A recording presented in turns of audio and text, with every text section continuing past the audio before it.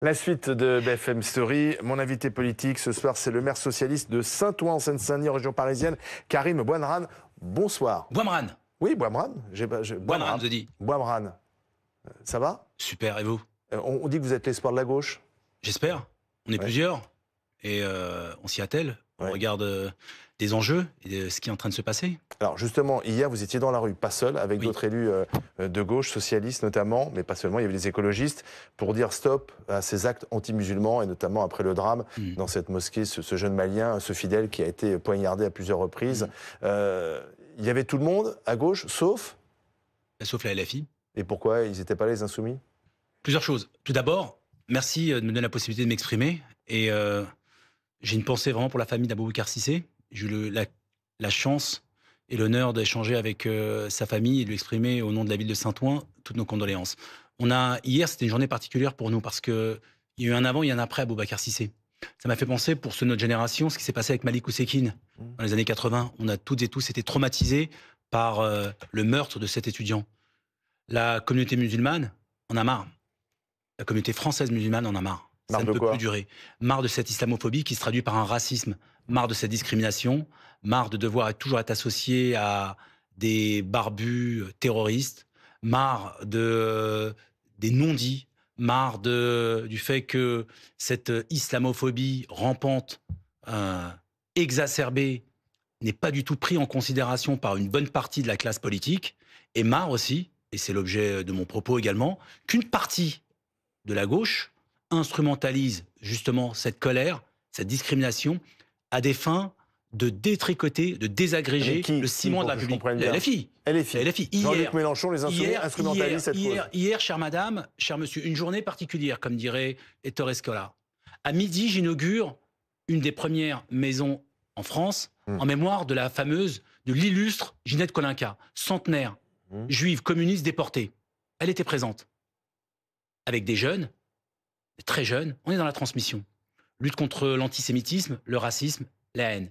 Et le soir, 400 personnes, quel que soit son genre, quelle que soit son orientation sexuelle, quelles que soient ses croyances, quel que soit le nombre d'années passées en France, toutes et tous, françaises et français, pour condamner l'islamophobie, pour condamner le racisme et pour condamner... D'accord, mais pourquoi vous dites que la France Insoumise récupère? Eux aussi, ils étaient dans la rue, ils étaient même avant vous, dimanche, ils étaient place de la République pour également dénoncer ce qui s'était passé dans cette mosquée. Je pourrais vous dire, vous récupérez politiquement en descendant dans la rue. Pourquoi, quand vous manifestez, c'est pas une récupération politique? Quand ce sont les Insoumis, c'est de la récupération politique? Très bonne question.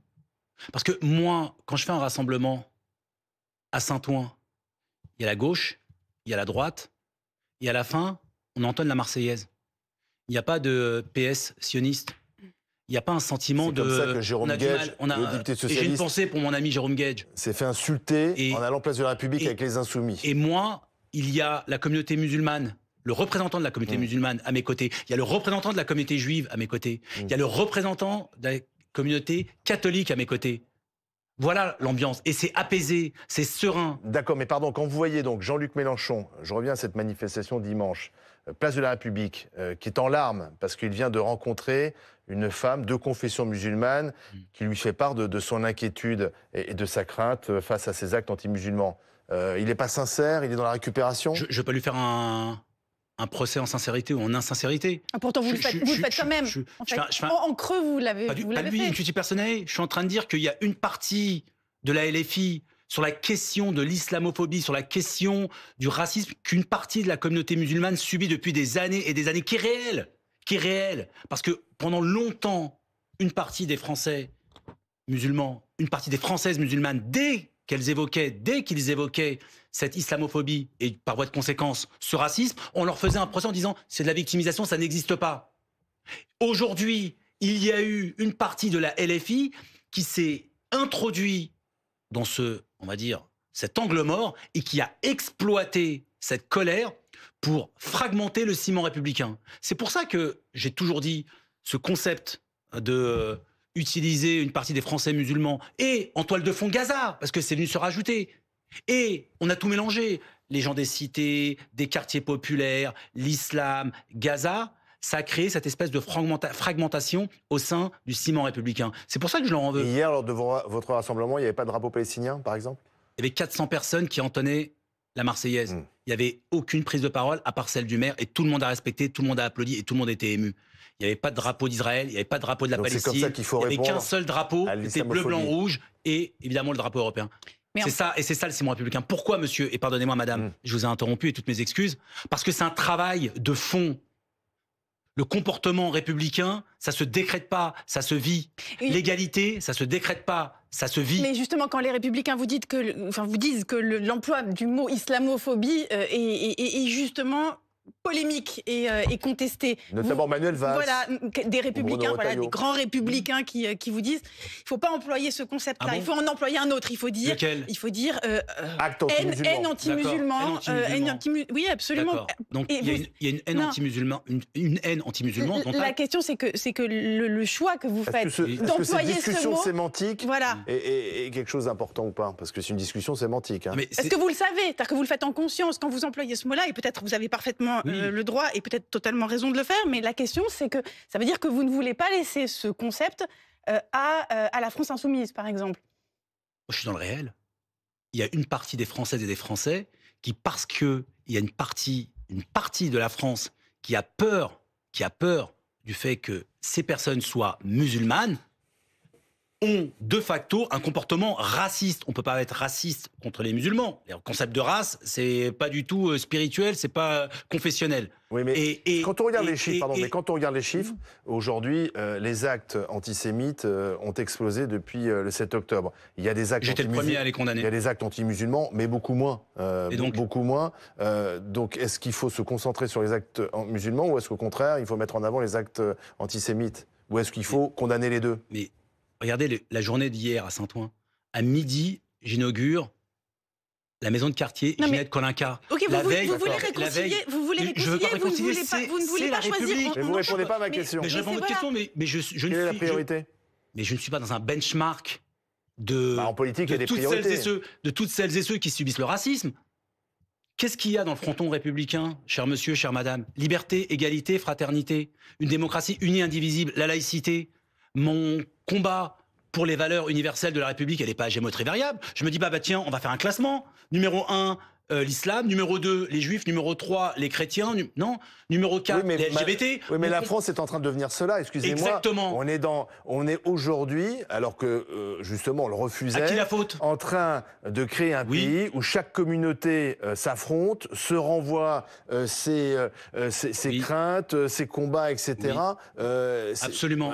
C'est quand même d'ailleurs assez problématique, parce que c'est tout ce qu'on voulait éviter en France. Absolument. Donc c'est un échec.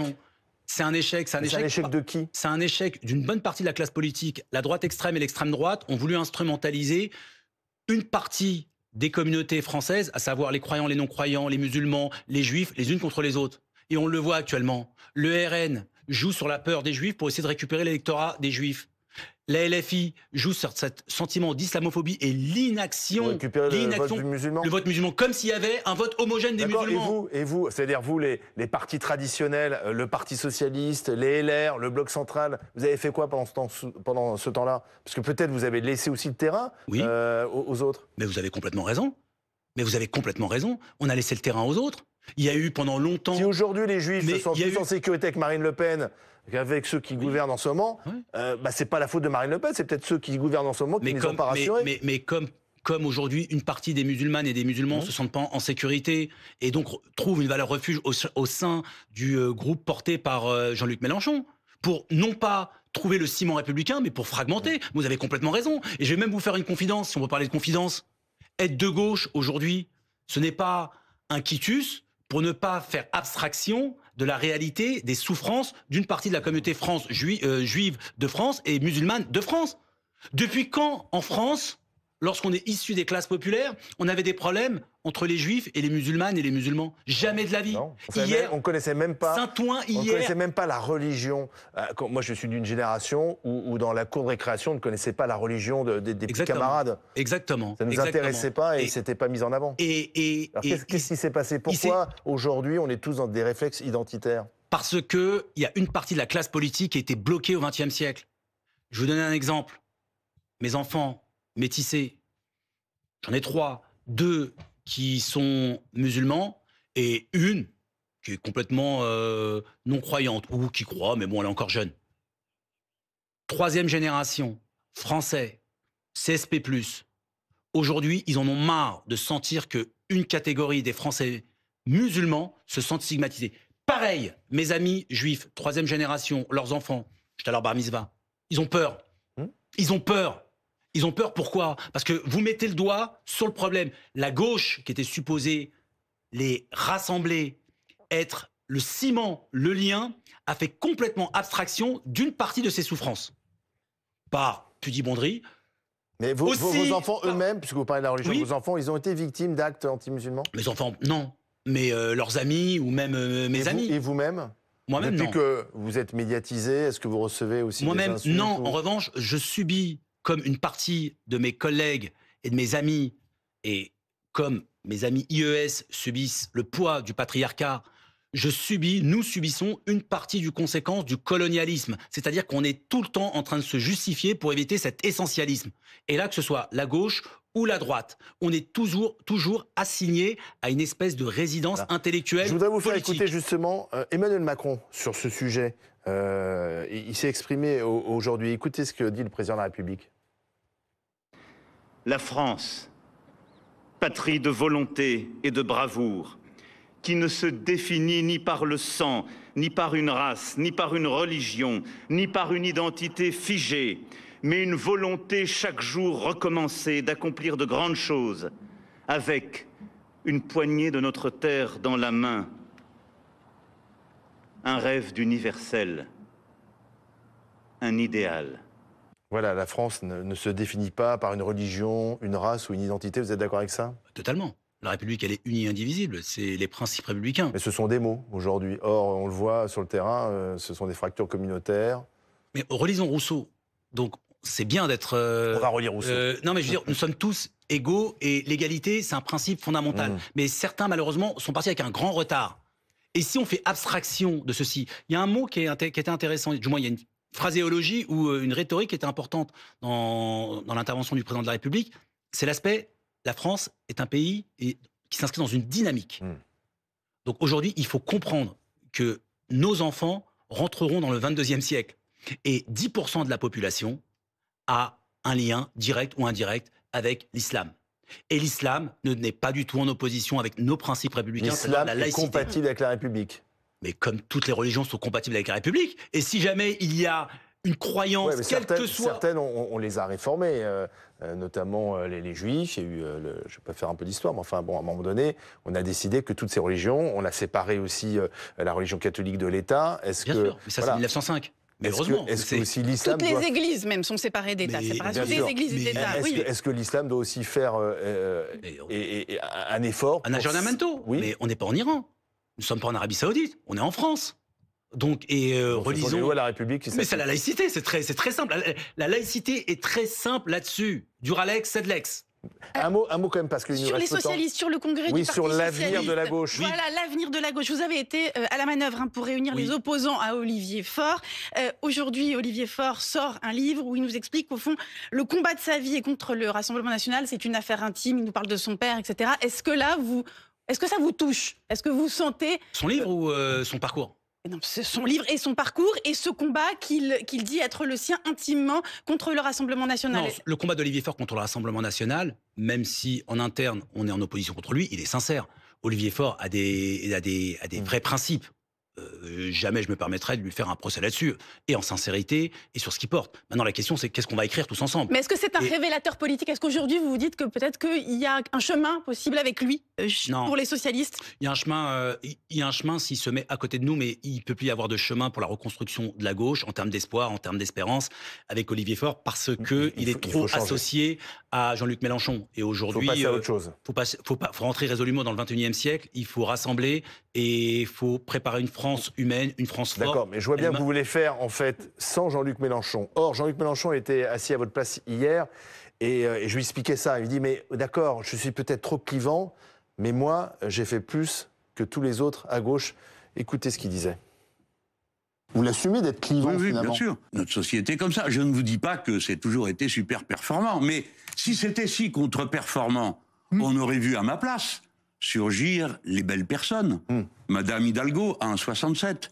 Monsieur Jadot, si raisonnable, à peine 4. Ou bien Monsieur Roussel, si fréquentable, puisqu'il est sur tous les plateaux, 2%. Et c'est moi qui fais 22. Pourquoi?